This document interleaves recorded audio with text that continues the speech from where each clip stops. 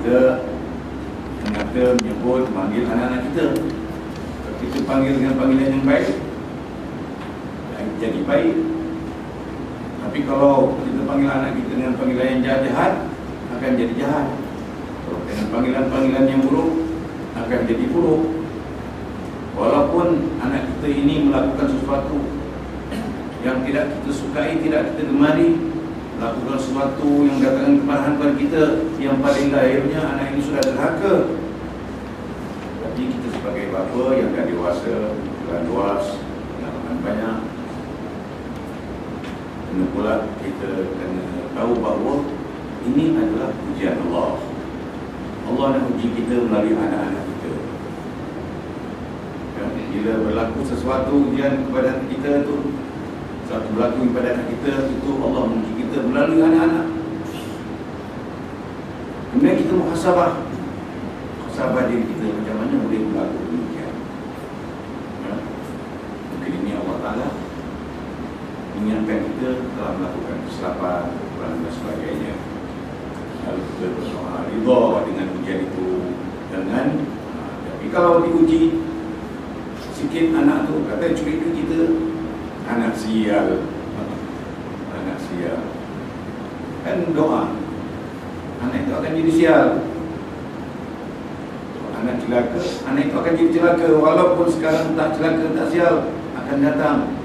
Mungkin waktu bujang, mungkin waktu dah berkahwin, mungkin sebelum mati dia menghadapi keadaan itu kerana kata-kata doa ibu bapa. Jadi kita kena ikutlah apa dalam Islam. Yang dalam Quran pun banyak kali Allah katakan, aku hidupkan kau di dunia ini untuk diuji. Dan dalam ayat yang lain, jangan kamu sangka apabila kamu beriman kepada Allah, kamu berkata aku beriman dengan Allah, Allah tak uji. Allah akan uji. Jadi bila berjaya dalam ujian, kita selamat. Kalau diuji dah tak berjaya, iman kita rosak, hati marah, macam-macam kita lakukan, itu gagal. Sebagai gagal dalam menjalani hidup, boleh diuji Allah Subhanahu Wa Taala. Di secara kesara ya, pakai masjid, sabarlah menghadapi ujian-ujiannya. Kadang macam mana orang kata gini, sabar ujian. Dengan itu rupanya duit yang digunakan tu, bangunan tambahan tu 400,000 lebih luar, biliknya 100,000 lebih, hantar pun balik. Bila kita kata dulu kita nak minta buat bilik mandi, amat tak banyak yang lain tak buat, macam mana? Kena minta balik kepada tadi kan. Dapat, hantar balik, bukan kasih masjid, hantar balik kepada perbadanan, buat tambahan yang belum siap tu. Ini yang kita nampak ni. Sekarang pun mesti ada, tak salah ada lah. Tambahan apa tinggal keluar RM8,000 nak minta lagi, pasal dah hantar sana balik. Itu proses ya. Dan alhamdulillah dengan perubahan ini, bukan hanya daripada kerajaan rupanya, hamba-hamba Allah di Singapura ni ada yang minat, cenderung untuk membuat kebajikan, amal jariah. Misalnya mimbar ini bukan duit kita ini, semua tu ni hamba Allah, bukan dunia. Macam tempat imam seorangan dia, bukan dunia. Yang akan datang ni malahan ada rancangan, sebab ada jawatan perasa membuat rancangan nak pasang cermin keliling tu, orang semua buat. Jadi buatlah perbincangan, nak cepat ada orang nak derma. Kalau nak buat tu dia nak derma. Kita pun bincang-bincang, nampaknya kurang sesuai. Pasal tu nanti kalau ada sekat lagi ya, nanti peluang tu kecil. Kalau ada masalah di majlis, ini nak duduk tu dah sepatkan ada sebab-sebab yang lain, tangguhkanlah. Kan? Tapi rancangan derma tu terutkan juga untuk lain. Misalnya katakanlah Jadi kalau kita masuk ke masjid, muka masjid ni yang depan belakang ni kan, sebab depan masjid ni bangunan ni yang kecil ni macam dalam semua cantik, situ pula boping sana, boping sini. Ada orang terima kan, orang lebih untuk cantikan itu. Tak lama ada orang terima lagi, akan saya aja tepi sebelah luar ni pun nak samakan, dia terima lagi. Alhamdulillah Dan malam kemarin sedang kita mikirkan rancangan ni nak ambil 8,000 daripada kerajaan ni payah lagi. Sedangkan ada ula-ula supaya pasang gajah musuh. Susul gajah. Hari ini dah ada orang tawarkan. Inilah kalau Nabi pernah berkata, iza aradallahu qaumin khairan aksara wa walla juhalahum. Maknanya kalau Allah Ta'ala nak jadikan baik kampung ini, akan diramaikan fuqaha, orang-orang yang pandai-pandai, yang fakih, yang paham Islam, akan diramaikan keadaan itu, dan dikurangkan orang jahil. Wa izana taqal faqih wajada ahwal. Bila ada orang yang merancangkan nak buat baik, dapat pertolongan, dapat sokongan. Itu tanda-tanda bahawa kaum itu ataupun tempat qaryah itu akan dapat kebaikan dari Allah Subhanahu wa taala. Inilah yang kita harapkan ya. Jadi itulah yang sudah lalu, dan kita tadi menyebut menghadapi Maulid Nabi. Dan minggu ini, minggu pertama, mulai hari Ahad, hari itu tiap-tiap malam kami masih berjanji salah satu daripada program untuk menyambut hari kelahiran Nabi Muhammad sallallahu alaihi wasallam yang puncaknya pada tanggal 12 Rabiul Awal malam Khamis kemarin ya. Itu puncaknya, dan diumumkan tadi di sebelum Jumaat.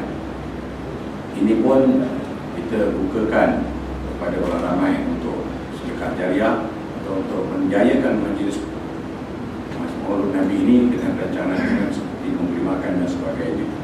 Jadi mungkin dalam orang yang menerima ini ada juga dengar-dengar ya.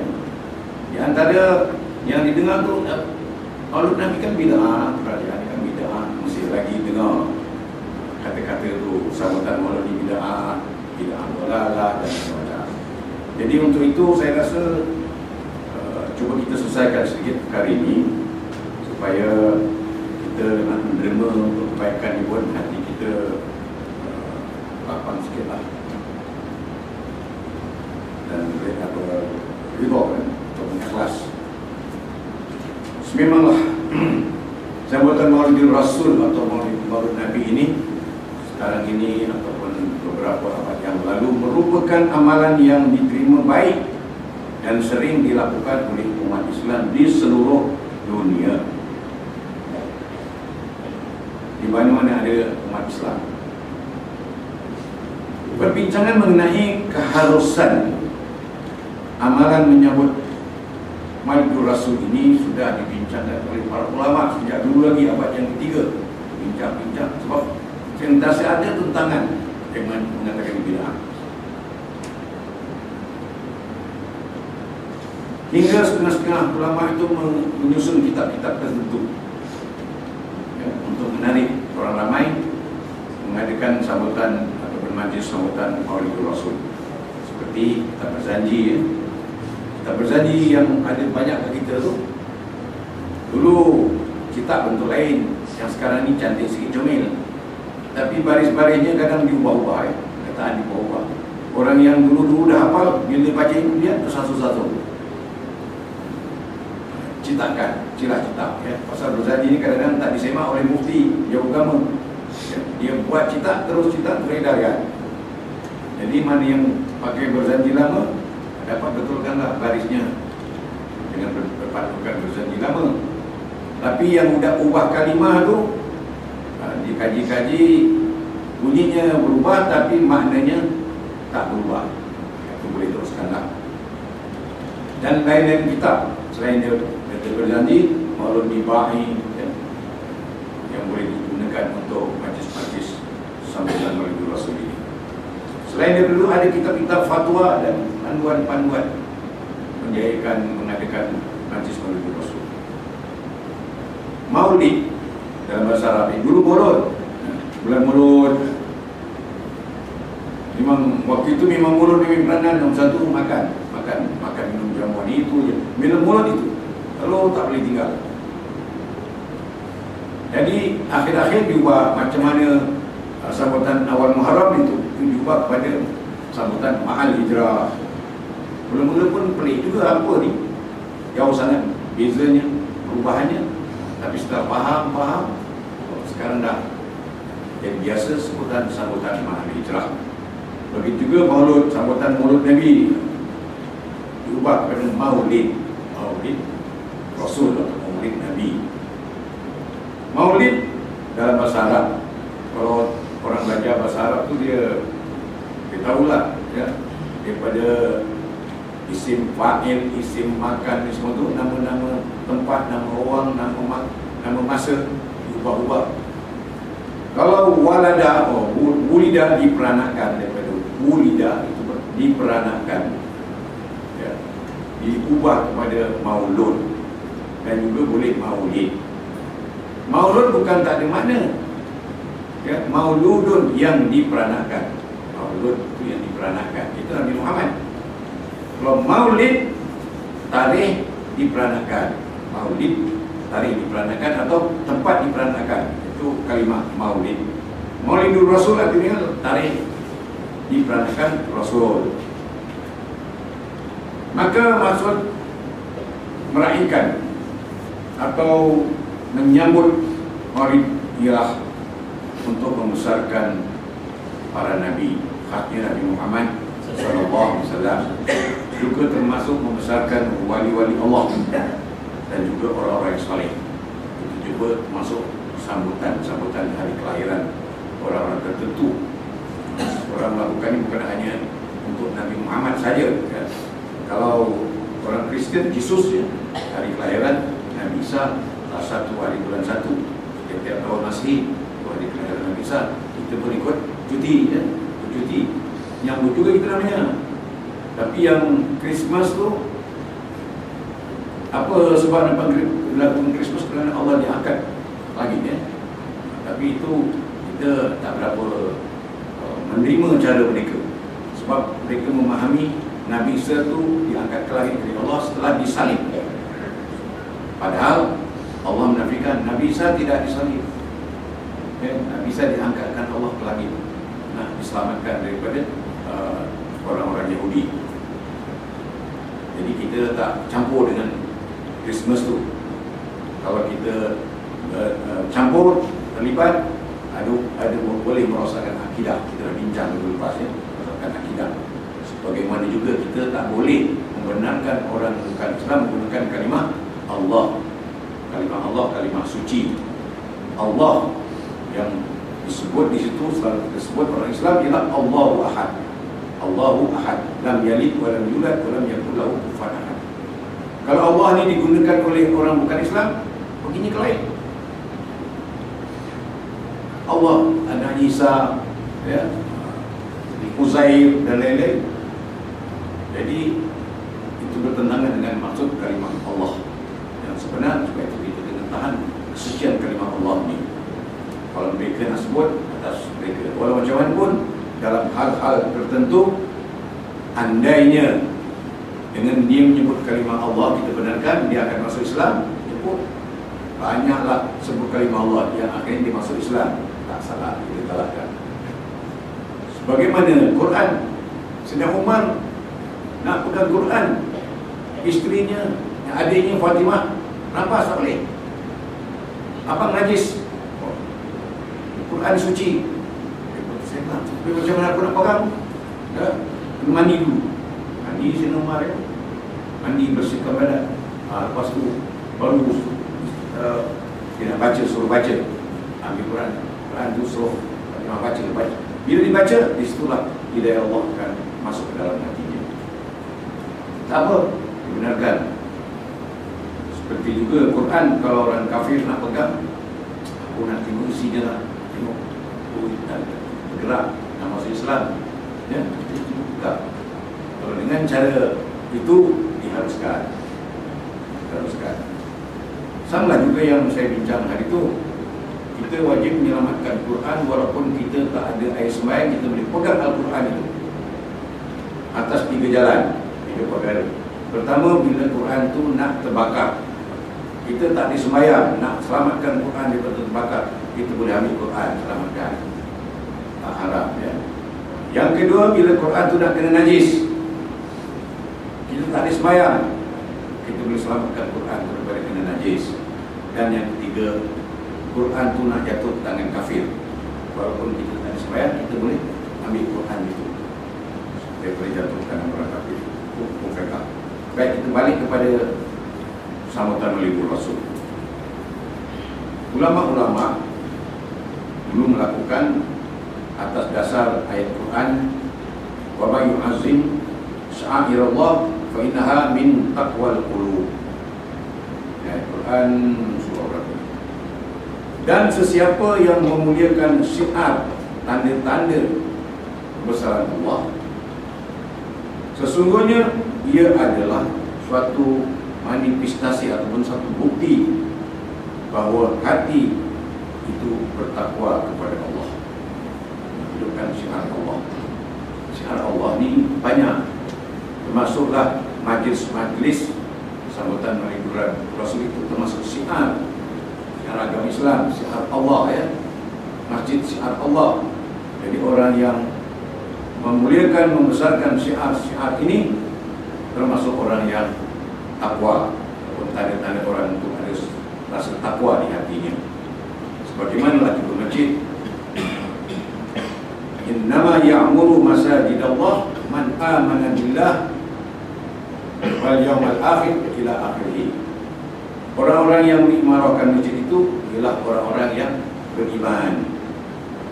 Orang yang tak beriman, kalau masuk masjid pun dia bukan nak imarahkan, tapi mungkin nak buat sesuatu yang tak baik. Tapi orang yang mengimarahkan masjid ialah orang yang beriman, tanda dia beriman. Mengimarahkan masjid, memberikan masjid. Dan bila mengimarahkan masjid, bukan mesti datang ke majlis sembahyang, menghidupkan masjid, menyerikan masjid. Kalau kita derma untuk masjid, untuk cantikan masjid, ganti kapet, ganti cat, itu semua termasuk imarah, mengimarahkan masjid. Apalagi kalau derma-derma kita itu digunakan untuk yang lain-lain, seperti api, ya. Cukai api bayar Nabi ini makin lama makin naik, sebab api makin banyak naik. Itu belum buka sebelah sana, 1,000 lebih, 1,000 lebih. Nah, dulu 20, 40, ya. Air pun itu. Jadi itu semua perkembangan. Dan memberi peluang bila para jamaah nak buat khairat untuk masjid, masuk tabung. Daripada itulah juga untuk mencahayakan masjid ini, menerangkan masjid. Dan ganjaran ini juga banyak di akhirat besok termasuk dah. Dulu disebut ada beberapa tempat yang akan gelap, di antaranya kubur akan gelap. Apa yang menerangkan kubur besok? Hari kiamat tu, ya, kiamat tu pun gelap. Maka yang menerangkan kegelapan tu ialah daripada amal-amal kita waktu di dunia. Itu satu ayat. Yang lain tadi termasuklah ayat Quran yang innama ya'muru masajidallah, dan satu lagi Al-Quran berfirman khuzu zinatakum inda kulli masjidin. Khuzu zinatakum inda kulli masjidin. Gunakanlah perhiasan kamu waktu kamu menghadiri masjid. Jangan pergi juga emas, ya, semak sikit. Nak pergi majlis lain, baju baru, cantik, empah. Ke masjid nak menghadap Allah, ya, yang koyak-koyak, yang berlaku, yang tak basuh, tak elok lah, ya. Sedangkan Allah tu maha besar, rumah Allah patut dimuliakan, diserikan. Yang datang pun adalah berseri. Termasuklah kalau yang datang berseri, masjid tu kena berseri. Jadi kita pakai baju yang indah ke masjid ni pun menghidupkan masjid juga, syiar masjid, termasuk ganjaran yang disediakan oleh Allah Subhanahu wa Ta'ala. Baik, satu yang patut kita barangkali, yang tadi banyak ayat Al-Quran mengimarahkan masjid, termasuklah mengadakan sambutan Maulid Rasul. Misalnya rata-rata dunia Islam mengisi majlis Maulid Rasul dengan bacaan ayat-ayat suci dan bacaan hadis-hadis yang ada kaitan dengan sirah, sejarah Nabi Muhammad SAW, juga tentang perjuangan dan akhlak Rasulullah, pengisian dalam majlis sambutan Maulid Rasul. Termasuklah bacaan-bacaan selawat yang berjanji itu membawa selain daripada cerita Nabi ialah menggalakkan kita baca selawat serta memberikan peringatan dan nasihat. Itu pengisian majlis sambutan Maulid Rasul. Tujuannya tidak lain dan tidak bukan adalah untuk membesarkan syiar Islam yang natijahnya banyak kesan positif hasil daripada majlis-majlis itu, memberi faedah, memberi kesan kepada masyarakat Islam, pada jiwa, roh, hati orang Islam, berkesan positif terhadap kemantapan jiwa dan pemikiran umat Islam. Allah Ta'ala berfirman lagi dalam surah Hud, A'udzubillahi minasyaitonir rajim, wa kullan naqussu 'alaika min amba'ir rusul ma nusabbitu bihi fu'adak. Dan tiap-tiap berita dari berita Rasul-Rasul itu kami ceritakan kepadamu, wahai Muhammad, untuk menguatkan hatimu. Cerita-cerita yang baik dalam Quran. Quran tu dibagi tiga, 1/3 itu akidah dan 1/3 lagi syariah, dan 1/3 itu sejarah, cerita-cerita sejarah. Sebab itu akidah ni 1/3 tadi ada kelebihan baca Qul Huwallah tu, baca surah Al-Ikhlas sekali macam baca Quran 1/3, sebab mengandungi akidah yang sangat luas kalau diuraikan. Kalau Qul A'udzu Binnas, itu cerita agama Islam juga. Kerana dalam hari ini orang-orang musyrikin Quraisy Mekah, orang kafir nak berkompromi dengan Nabi Muhammad SAW. Jadi kita ni tegang dengan Muhammad. Macam mana supaya tak tegang? Kita adakan kompromi, kata mereka, ya. Jadi sebelum mereka jumpa Nabi nak adakan kompromi, perbincangan toleransi, turun ayat Quran. Qul ya ayyuhal kafirun, katakan Muhammad, wahai orang kafir, la a'budu ma ta'budun, aku tak sembah apa yang kamu sembah. Inilah tegasan pendirian orang Islam, suruh berbuat demikian. La a'budu ma ta'budun, aku tak sembah apa yang kau sembah.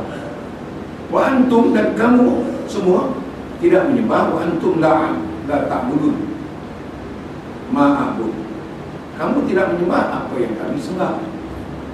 Suruh tegaskan macam itu.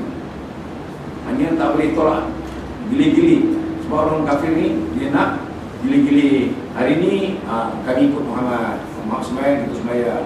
Besok Muhammad pula ikut kita pula, ya, sembah tokoh, sembah berada. Jadi dengan cara itu dia kata jadi aman lah.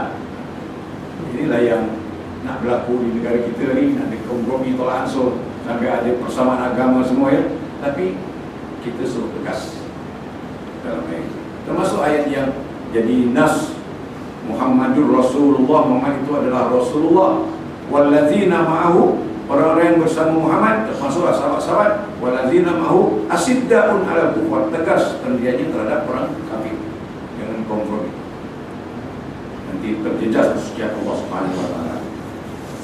Ruhamaun bainahum, itu sifat umat Muhammad, tegas terhadap orang kafir. Ruhamaun bainahum, kasih sayang sesama mereka. Lebih-lebih lagi tunjukkan kasih sayang itu bila berada dalam masjid. Semua jadi tamu Allah, semua hamba Allah, semua nak beribadat kepada Allah. Tunjukkan kasih sayang antara satu sama lain. Sebab itu Nabi pun mengingatkan, la yu'minu ahadukum hatta yuhibba li akhihi ma yuhibbu li nafsihi. La yu'minu ahadukum, tak sempurna iman salah seorang daripada kamu, hatta yuhibba li akhihi, sehingga menyayangi saudaranya. Jadi saudara ini bukan adik-beradik kita, semua umat Islam itu saudara, sehingga menyayangi saudaranya sebagaimana ia menyayangi diri sendiri. Kita kena sayang, ada kasih sayang dengan orang-orang Islam sebagaimana kita menyayangi diri kita, sama layannya. Dan ada hadis yang lain, jadikanlah dirimu itu mizan dan pertimbangan, mizan timbangan dengan orang lain. Jadi pertimbangan, jadi kita jadi timbangan dengan orang lain. Apa maksudnya? Apa yang kita tak suka, janganlah buat perkara itu kepada orang lain. Kita tak suka diumpat, janganlah umpat orang, ya. Kita tak suka disakiti, janganlah kita menyakiti orang. Itu ruhama'un bainahum. Sehingga Nabi juga menerangkan tentang ruhama' bainahum ini, terangkan al-muslimu bil muslim kal jasadil wahid. Orang Islam dengan orang Islam itu seperti satu badan. Islam sama Islam itu seperti satu badan. Badan ini mengandungi tubuh badan, mengandungi tangan, kaki, telinga, mata, lidah. Itu orang Islam sama orang Islam seperti satu badan. Iza staka minhu adwan, bila satu badan itu, satu anggota itu mengeluh, mengadu sakit, maka dirasai oleh semua anggota. Kaki kita sakit, terkehil, luka kena paku, ya, berdarah, bisa sakit, ya. Yang lain turut rasa simpati. Pikiran teringat macam mana ubat. Tangan keluarkan darah misalnya, bekerja. Kaki yang sebab boleh nak jalan, mulut bercakap minta tolong. Semua nak tolong nanti yang sakit. Begitulah juga umat Islam. Kalau seorang mendapat kemalangan, yang lain kena simpati tolong. Baik, ini tentang Maulidur Rasul. Ada cumuhan-cumuhan, walaupun ayat Quran tadi yang turunkan diterangkan, ulama-ulama pun sudah membincangkannya. Sekalipun keharusan majlis Maulidur Rasul telah banyak dirakamkan di dalam kitab-kitab dan di bibir-bibir ulama, dan diterangkan, ya, malah banyak kesan positif yang terhasil daripadanya. Daripada sahabat Maulidur Rasul, banyak yang orang sedar, tertarik masuk Islam pun ada. Namun sehebat itu pula pihak yang bertopengkan ulama mencemuh majlis ini dengan alasan ia merupakan perkara bid'ah kerana tidak terdapat pada zaman Rasulullah. Berjanji belum ada masa itu, ya. Macam mana Nabi nak buat tu? Dan Nabi pun tak pernah menganjurkan, ini majlis hari jadi aku, baca berjanji, ada. Tiba-tiba umat Islam di kebelakangan pula mengadakan acara tersebut. Itu namanya bid'ah, ya. Tapi ulama-ulama yang mencabar tadi, bertopeng tadi, alasannya tak boleh buat itu perkara bid'ah kerana tidak terdapat pada zaman Rasulullah. Lebih-lebih lagi pada zaman mutaakhir ini, terlalu banyak kitab-kitab yang membid'ahkan dan menyesatkan majlis-majlis Maulidur Rasul. Itu sesat. Banyak rencana dan kitab-kitab yang baru-baru sekarang ini. Mereka menghina majlis ini dengan menggunakan kata-kata yang kesat dan biadab, seolah-olah mengadakan majlis Maulid Nabi hanya perbuatan sia-sia dan mengundang dosa dan maksiat. Jadi buat maksiat, buat dosa, buat maksiat. Kata-kata sunnah mereka.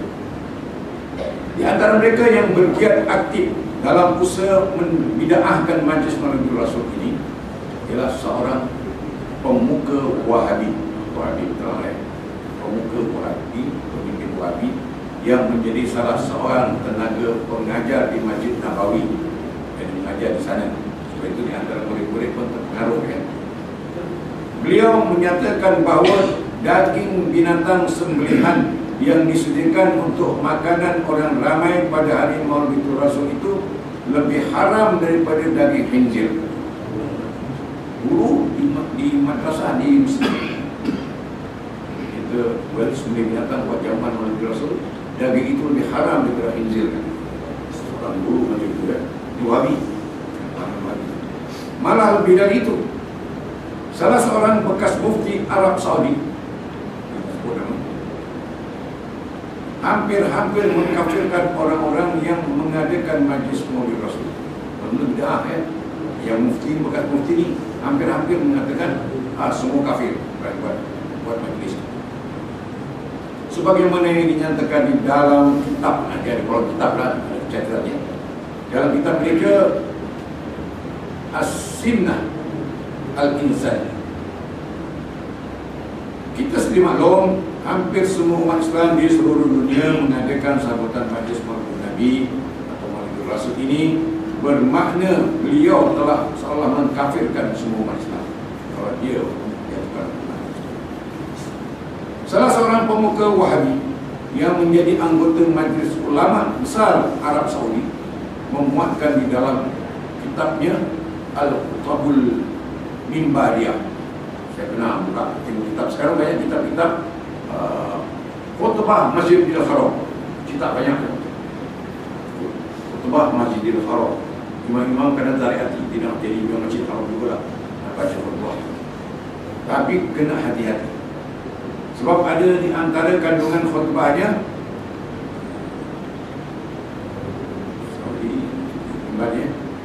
beliau menulis di dalam kitab itu yang sering dibaca, khutbah itu sering dibaca dan diulang oleh khatib-khatib yang jadi imam.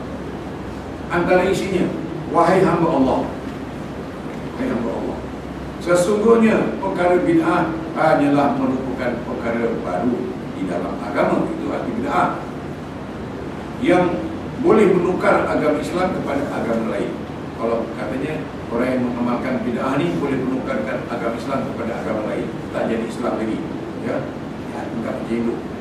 Ia adalah suatu belenggu, kata dalam khutbah itu. Ia adalah satu belenggu yang hanya membazirkan masa dan harta, meletihkan badan, menjauhkan seseorang dari surga dan mendekatkan kepada neraka, yang pasti mengundang kemurkaan Allah.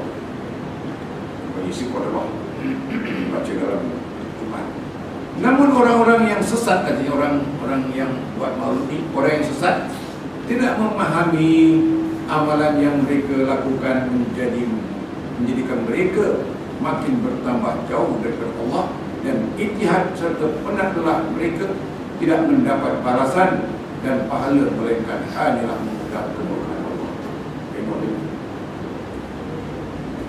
Mengenai demikian macam mana jadi orang dengar.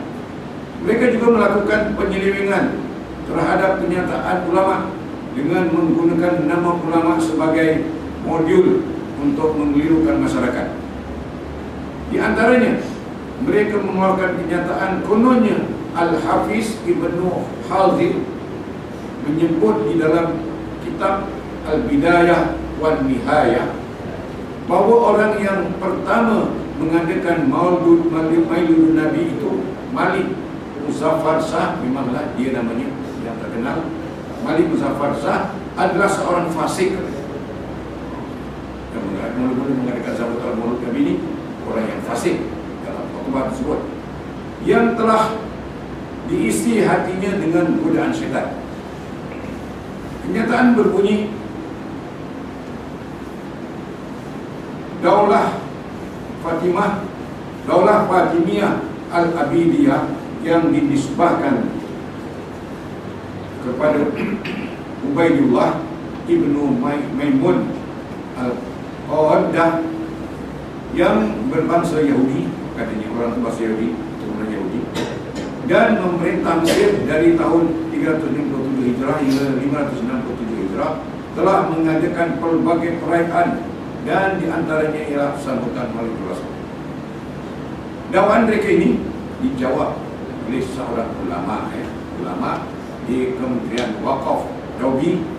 Mereka menyatakan bahawa setelah meneliti rujukan dan ditunjukkan oleh golongan pendakwa di dalam didapati mereka telah melakukan pembohongan. Rupanya orang ini telah melakukan pembohongan terhadap diri seseorang. Pembohongan dan penyelewengan, pengkhianatan dan fitnah yang besar ke atas ulama Islam, iaitu Ibnu Katsir. Tiada satu pun kenyataan Ibnu Katsir yang menyebut sedemikian. Mereka mencabar golongan pendakwa supaya mendatangkan bukti bahawa kenyataan tersebut sekiranya golongan pendakwa adalah benar. Di manakah golongan Wahabi dengan seruannya yang selama ini mengajak orang lain supaya membincangkan perkara ini dengan adil, penuh kesan keinsafan dan tidak terdorong oleh nafsu-nafsu, sedangkan mereka sendiri bersikap ta'assub dan mengikut hawa nafsu. Selalu ucapan-ucapan orang Wahabi ini suruh buat ihsan, buat baik, jangan ikut nafsu, tapi tindakan mereka banyak mengikut nafsu. Mereka telah menyembunyikan kenyataan sebenar Ibnu Katsir di dalam Al-Bidayah wa Nihayah, cetakan Maktabah Al-Ma'arif. Malik Muzaffar Abu Sa'id Kubra merupakan salah seorang dermawan, ketua pembesar, raja yang mulia dan mempunyai akhlak yang baik. Lihat perkataan akhlak yang baik. Beliau mengadakan Maulid Nabi pada bulan Rabiul Awal dan menyambutnya dengan sambutan yang amat meriah. Di samping itu, beliau juga merupakan seorang yang mulia. Padahal tadi dituduh orang tu orang fasik. Wahabi dituduh dia orang fasik. Saya baru-baru ni, dah waktu pemulkah yang akhir ni, jumpa Ustaz Nala Ustaz Daud Junaidi dan ada kitab-kitab Malaysia ni. Dulu saya selalu ke rumah dia buat rujukan tentang amal ibadat kelebihan ibadat haji. Tapi kebelakangan ni, dan macam mana tiba-tiba dia mengeluarkan kata-kata ini, kita berzaji Maulid Diba ini semua jangan tak boleh baca lagi. Dia dikarang oleh orang Yahudi. Masya Allah. Dia sajikan naik jamuan kuih, saya tak larang nak makan. Bila dia mengatakan Maulid Diba ini tak berzaji itu dikarang oleh Yahudi, Maulid Diba yang dibaca bersama dan jamaah dia tu besok malam Maulid Nabi Rasul dibaca di Masjid Nabawi, dibaca Al-Azim, pengarang itu pun Yahudi gitu dia. Ini orang Wahabi. Dulu bagus ahli sunnah dan pengaruh dengan Wahabi. Sebab umur makin tua, dia nak duduk di Mekah juga, kena lampu. Kalau imam-imam sana, cerca kerajaan Arabnya akan disingkirkan, bahkan ada yang dibuang daerah luar negeri dan sebagainya. Begitulah ya yang berlaku. Beliau telah membelanjakan sebanyak 300,000 dinar untuk majlis tersebut selama 3 hari. Ini seorang ulama, seorang pemimpin. Ibnu Katsir telah menyifatkannya dengan sifat-sifat yang terpuji: alim, adil, mulia, berani, dan mendoakan semoga dirahmati Allah. Ini orang yang jujurlah. Ditempatkan di tempat yang mulia. Beliau tidak menyatakan bahawa Malik Muzaffar merupakan seorang zindik, jahat dan sebagainya. Malik Muzaffar sejarah orang yang benar-benar bersama-sama dengan Rasul.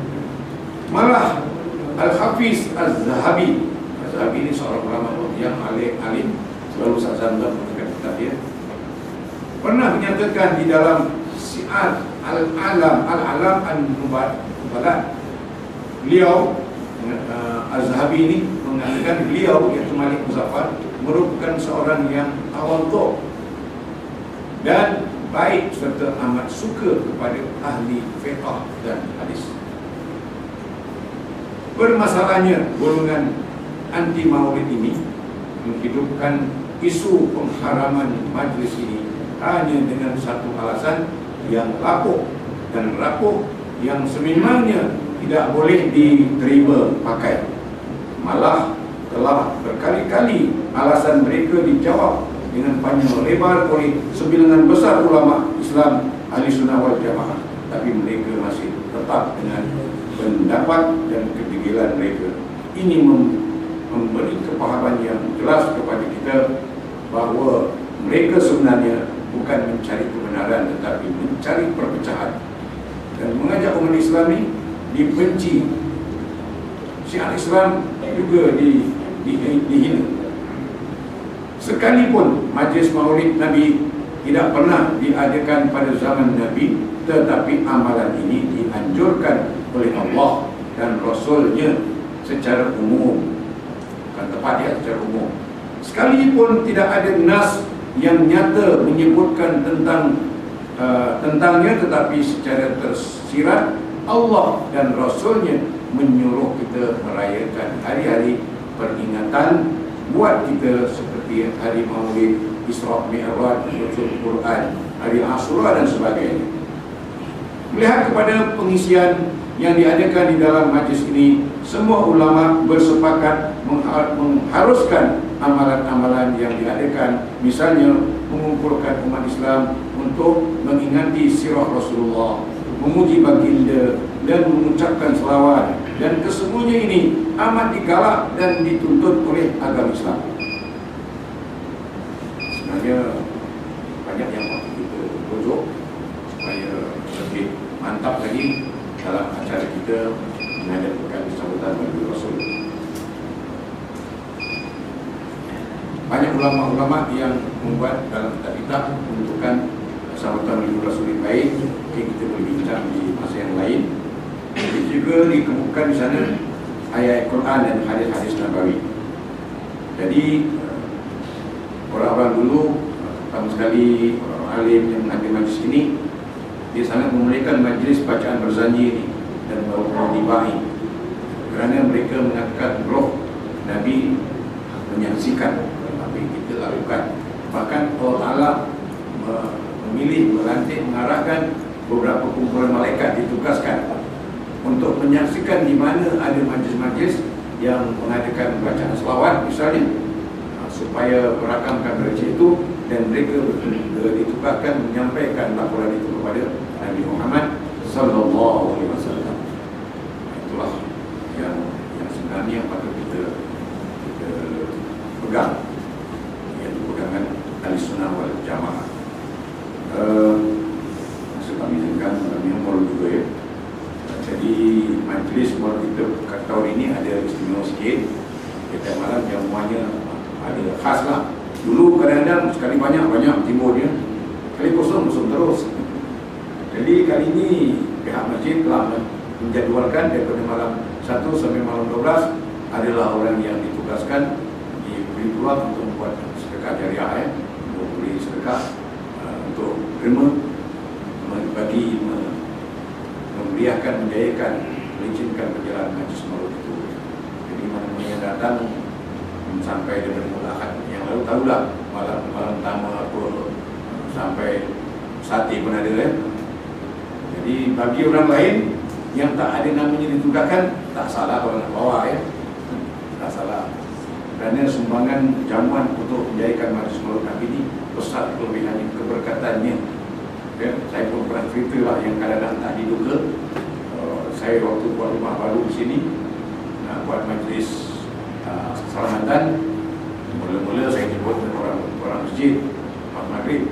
Selalunya waktu itu dalam 10-15 orang, ramai ya. Jadi dah niat jemputlah maghrib baca Yasin, selamat. Saya jangka orang ramai, rupanya datang 40 orang saya bilang malam. Peruntukan untuk 60 orang Musa ni. Lepas Isyak datang rombongan Ustaz Ahmad Wahab ni, waduh, 80 orang ya, penuh semua. Saya kata, ada nasi lagi, ada rumah, ada lauk, ada mana ni. Negara 60 orang ni, tadi 40 dan 8 yang 80. InsyaAllah ya Allah, aku nak adakan majlis Maulid Rasul, iaitu baca Maulid Ibahi. Itulah keberkatan majlis ini, itu je. Kata Habib Umar yang di Masjid Kipayung di Waliullah, dia pun pernah berlaku itu. Syaratnya jangan buka selalu tutupnya, ciduk tutup balik, ciduk tutup balik, itu cara dia. Cukuplah buat sampai habis majlis, semua dapat makan cukup, ada lebih lagi bawa berkat, keberkatan majlis maulidnya di Rasul.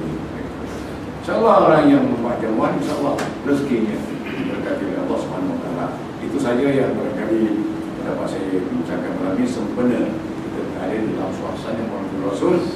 Mudah-mudahan kita menyaksikan, memuliakan majlis maulid ini diberkati oleh Allah Subhanahu wa taala. Bila taufiq hidayah.